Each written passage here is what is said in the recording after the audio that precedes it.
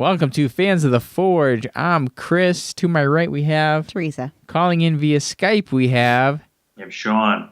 And we are covering Forged in Fire, Season 5, Episode 36, Steel Takedown Bow. This was an interesting episode. Some weird little tie-ins and with some motion picture action coming out soon, I guess. Oh, yeah. We'll get into that when it's time, but let's start things right off and get into our contestants. First up, we had Tommy, who had 4 years of full-time experience. And that was Teresa and Sean's underdog picks.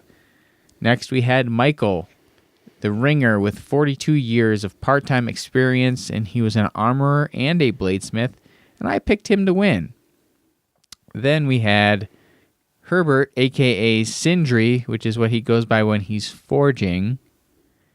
3 years part-time experience. And then Dana with 6 years of part-time experience, and that was my underdog, Sean and Teresa's main picks to win. For round one, contestants were given 6 inches of rod, W1 steel, and they must forge a Crusader dagger, which was a useful sidearm for Crusader knights used in close quarters battle. It was multifunctional as a weapon and a tool, and it had to be between 12 and 15 inches long with a quad hollow, aka diamond-shaped grind, and a through tang. So right off the bat, they're given a little bit more of a difficult task because they had to make a specific blade rather than their signature blade. But I guess they didn't have to do any sort of funky Damascus or anything, so it kind of made it a little easier in that regard. There's just a single steel that they're working with. It was round stock, though, so they had to deal with that. Yeah, they had to deal with getting that round stock drawn out into the right billet size and everything, so they were able to do it. Yeah. So Tommy, he had a handle that he put on his W1, and it wasn't really welded very well, so when he brought it over to the power hammer, the thing kind of bent out of whack, but I think it didn't break, and he was able to kind of salvage it and still use it. He had a pretty good profile of his blade, and he was the only one that they showed going over to the big fan in the back while he was thermocycling his blade. So he would just go over there to cool it down and then heat it back up and cool it down before he did his quench. Then he moved on to the grinder, and he quenched with about 15 minutes left to round one. Michael showed off by making his own fullering tool, like right off the bat, to do that quad hollow for this dagger. And it's a neat tool. I've seen that in some of the blacksmithing books that we've checked out, some of the different tools and things that you can make. And, it was cool that he was able to get it together so quickly, because if used properly, it could really make the job a lot easier and not have to work on grinding all that shape out of the blade. He also wore a gauntlet glove, and the judges are like, what is this? Why does he have this? And basically it's like, I had a wrist injury, and this just helps keep my wrists like supported, and it looks cool. Yeah, that was an interesting look. I mean, most people just have like a little cloth, like, thing that just kind of sits on there. He was an armorer anyway, so he just said, well, I'm just going to build a whole thing. So it's interesting. Yeah. Anyway, he moved with his fullering tool over to Big Blue, and that was something that was mentioned, I believe, by Ben Abbott early on. Like, as soon as they realized he was making a fullering tool, they said, well, I hope he doesn't use that in Big Blue. I hope he goes over to the press to use that, because that sort of tool is not meant for a power hammer, whereas a press can easily, it's a slow process versus a slamming process on these things that's, welded quickly to make a tool as quick as possible. But he went over to Big Blue, and it messed up his blade thickness pretty bad, and he had to cut a chunk off, and then he ended up abandoning the tool altogether because I think he messed that up as well, and then he just had to grind that quad hollow into his blade. Did you see what his blade looked like? Oh, Yeah. After that, it was insane. yeah, it was pretty screwed up. It was crazy. Poor guy, but oh well. Moved on. He was the last guy to go over to grind, and then when he went to quench, he got an arm cramp, and he dropped his blade into the oil. But he was able to use that fullering tool he made, attaching a magnet to it to get the blade back out of the oil. So, hey, he got some good use out of it. Then Sindri. I don't know why we wrote it this way, but it says Sindri, the press did nothing. Oh, okay. As he was trying to use the press to like make the billet, it didn't do anything. Right. So it wasn't doing anything to the actual steel. It wasn't actually deforming it at all when he was trying to use the press. Likely because he hadn't heated it enough is my guess. Like I feel like if it was warm enough or hot enough, it would have deformed more. Is deformed the right word? Well, it's deformation, yeah. Okay. Yeah. We've never said it that way before. I know it doesn't strange. sound right, but that's the term. But he used Big Blue, and he fell in love with Big Blue, his words. After around 45 minutes, he quenched his blade, but doesn't leave it in the oil long enough, so he keeps trying to check the hardness, and the thing is still glowing. Like, we don't even do this, but that's a beginner thing right there. Like, if it's still glowing, it ain't cold yet. It didn't harden at all. And so he ended up quenching 3 times before he was able to get the blade to harden. Now, being W1, I know they're all quenching in oil, but we've heard that W1 is a water quenching steel. That's what the W is for. So I've never seen anyone use W1 and then quench it in water yet. So yeah, I don't know. I mean, I guess that the W does stand for being water quenched, is what it was explained to us that way, at least. I don't know why people don't do use it for that then, if that's supposedly supposed to be the preferred quenching medium. But who knows? Anyway, we move on. Dana, he got stuck waiting right off the bat to weld his handle on. Eventually he got it on, though. So it's just one little thing. It's like they had to make a point of showing him doing something, so they showed him standing while waiting to use the welding machines. He also fell in love with Big Blue. With 45 minutes left, he had a really wonky shaped blade, and that's the term we're going to use for it because it wasn't consistent throughout the profile of the blade at all. It was all over the place, really, and it was just... It was something. It was something, all right.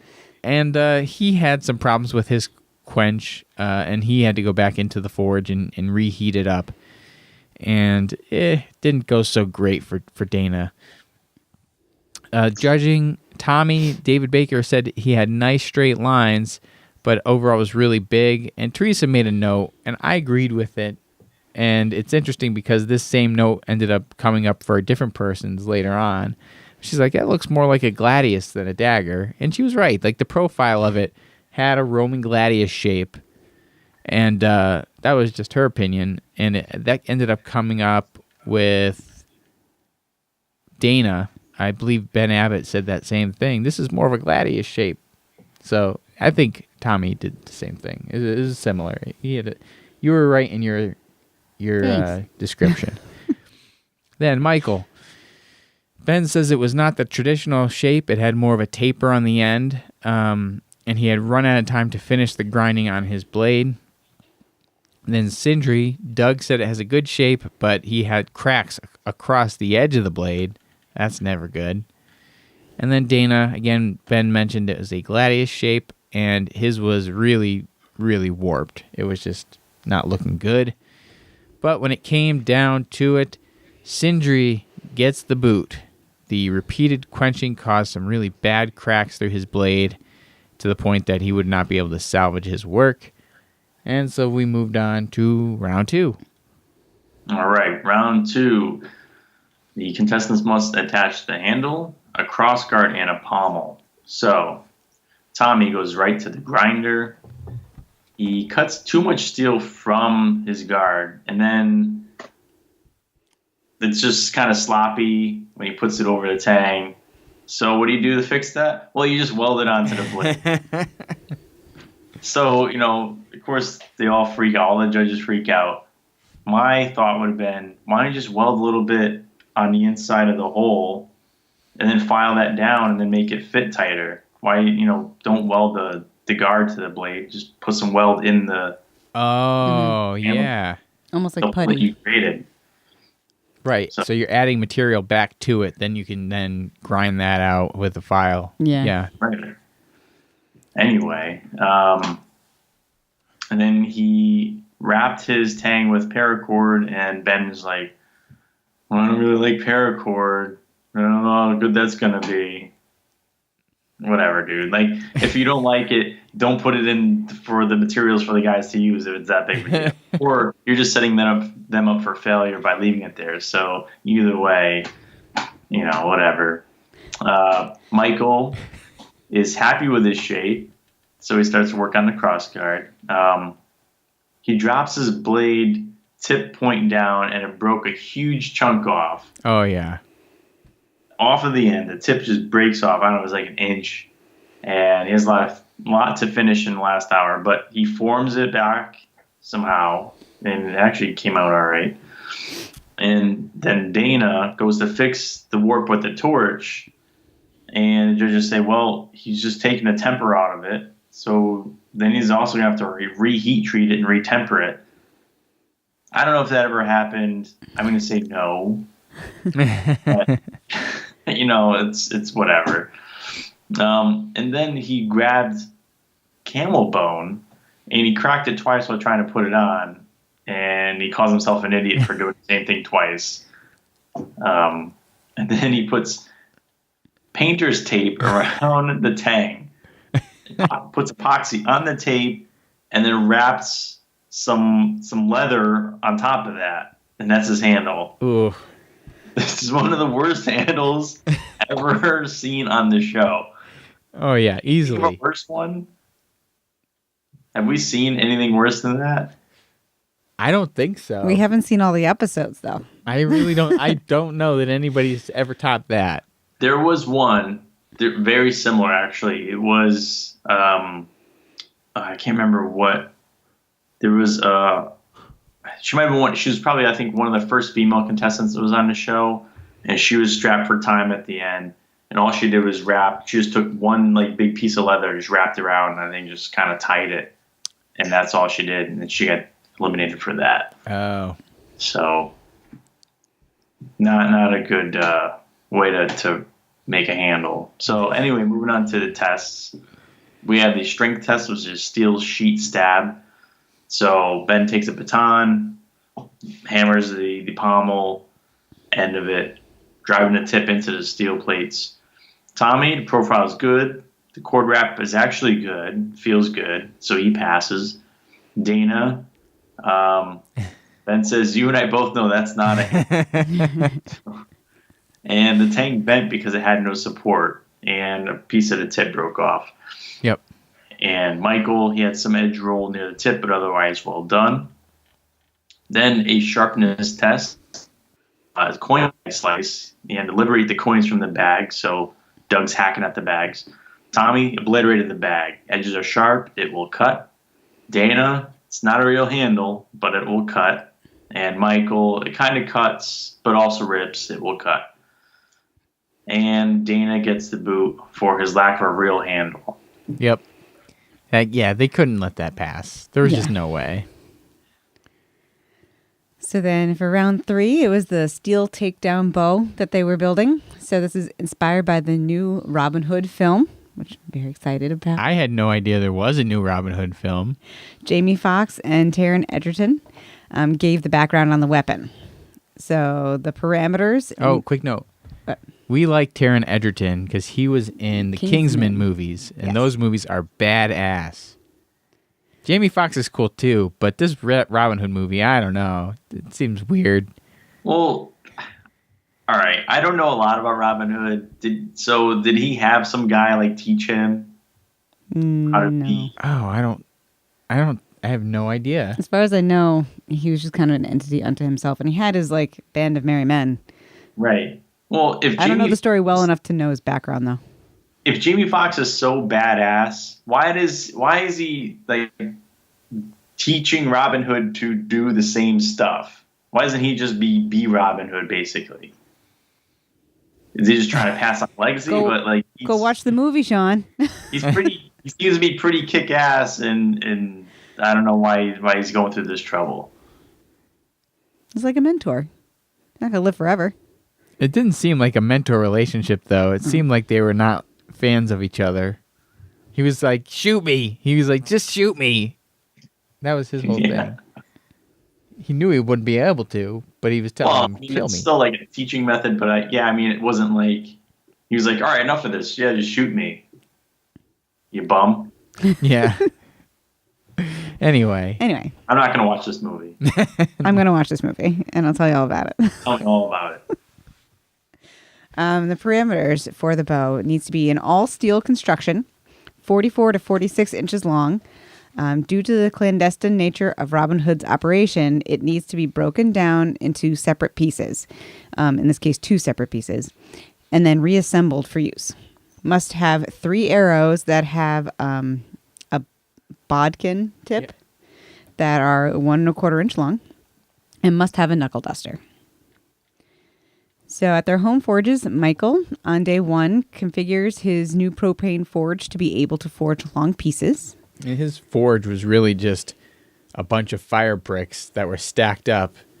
I don't know that he had any other particular like sheet metal or anything else to kind of guide it. It looked like it was just basically he laid out a bunch of fire bricks and then put his propane burner. Yeah, it looked like it was just a table full of fire bricks. Yeah. And then the burner setup was only like that long. Pretty much. Yeah. I don't know what I was missing there. Nothing shown for day 2. Day 3, he quenches the limbs. So clearly day 2 was spent, making limbs. Yep. Day 3, quenches the limbs, knocks one of the pieces off his wire during the quench. Day 4, takes a break. And then on day 5, prods tempered overnight and finishing on the bow. And then as he's like testing it and showing the camera guy how it's going to work, the bow string snaps. He's like, oh, fuck. And then they just cut away. Like, obviously, it had no bearing on it. Like, it's like walking into the studio. Good thing you tested it. For Tommy, at his home forge, day 1 started working on the grip and decides to use a recurve design. Day 2 finishes the limbs of the bow and quenches. Day 3 is more quenching, creates socket, and then realizes it doesn't meet the parameters. And then day 4 is spent working on the arrowheads. Yep. So when they come in for testing, this is now probably a good time to mention that archery is the thing that I do at the camp that I go to. So as they're doing... Teresa isn't just an archery instructor. She is an archery teacher instructor. She teaches archery teachers how to teach archery. Right. So keep that in mind, people. Continue. So they go in for the testing. They're doing a function test where they fire 3 arrows at the target. And Dave Baker did this one and put the arrows in his pocket. Don't put arrows in your pocket. There's lots of quiver. You can use like an orange safety cone as a quiver. It doesn't have to be complicated. Don't put arrows in your pocket. By now, everybody knows how I feel about safety. So Tommy, his bow is taken apart and goes back together okay. Fires 3 arrows. The artistry is great, and it fires beautifully. Michael passes the function test. The shelf allows for easy aiming. The bow itself is loose when attached. It looks good, though. It's heavy, and it has a heavy draw weight. So you'll see all the judges as they're trying to fire this bow. None of them can really pull it back all the way to where they're supposed to pull it because the draw weight is so heavy. For the kill test, Doug is shooting at a ballistics dummy. For Tommy, it hits the dummy in the groin, and it counts as a kill because of the artery that's right there. The bow has comfortable to hold and has an easy draw. With Michael's, Doug really wants to punch something, so he's more impressed by the knuckle duster aspect of it. The rest is a great addition. The big issue is how heavy it is, but it will kill. And then for the strength test, Ben was the one doing the strength test. It was an armored knight with a ceramic chest plate. So for Tommy's, Ben has... Oh, I made a note. It's like Ben has terrible shooting form. But, they're close enough that he's able to hit the target. And I guess this is what I really went on my rant about the arrows in the pocket. Well, we missed something there because at first you also thought that Doug had the arrows in his back pocket as well. Yeah. But he was wearing 511 tactical pants that have holsters built into the pants in the back. So I gave Doug a pass. Yeah, he got a pass because he did have weapon holsters built into his pants. So back to the strength test with Tommy's bows and arrows. They broke the ceramic chest plate that was in there, but all of the arrowheads bent. And then for Michael's, it was really heavy. He being Ben, wishes it had a mechanical securing method because it was like wiggly. For the arrowheads, one tip flattened and the other bent, and then the third arrow missed the target.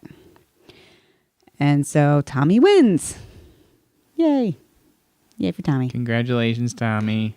Oh, that's Chris is moody because Sean and I got points. So that puts me at 39. Chris has 27. And Sean now has 28. Yeah. You can pass. Points don't matter. You're right. They don't. It's all for fun. Have fun. No. Anyway, that was the episode. Season 5, episode 36.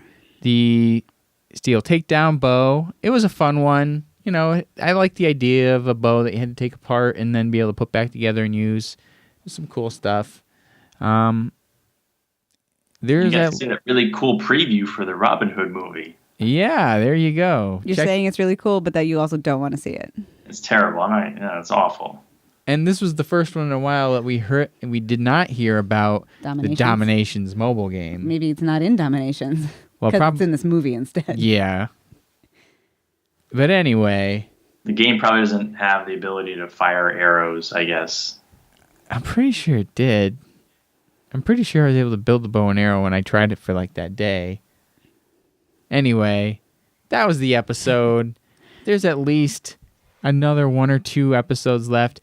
And I bet they probably shot this one long before they did some of these other episodes and had to wait until now because the movie was coming out for them to be able to tie it in. Mm-hmm. But there's still at least another few episodes coming up because I just saw Ray Kirk posting a buddy of his is going to be on an episode next week. Plus, there was a special Forged in Fire Knife or Death crossover shoot that happened this week for something called Blades Giving that's supposed to possibly be airing on Thanksgiving Day, from what I understand. So next Thursday. So, from what I understand, which is a really quick turnaround for an episode, so I don't know if it's going to be a full episode or what, but they had 4 competitors that were on Knife or Death there. They had 2 lamb there as well, hanging on set. And I really don't know what the rest of it was, but I know that they shot some sort of Blades Giving episode. So we'll keep an eye out for that one, I guess, as well. And it's the season that never ends.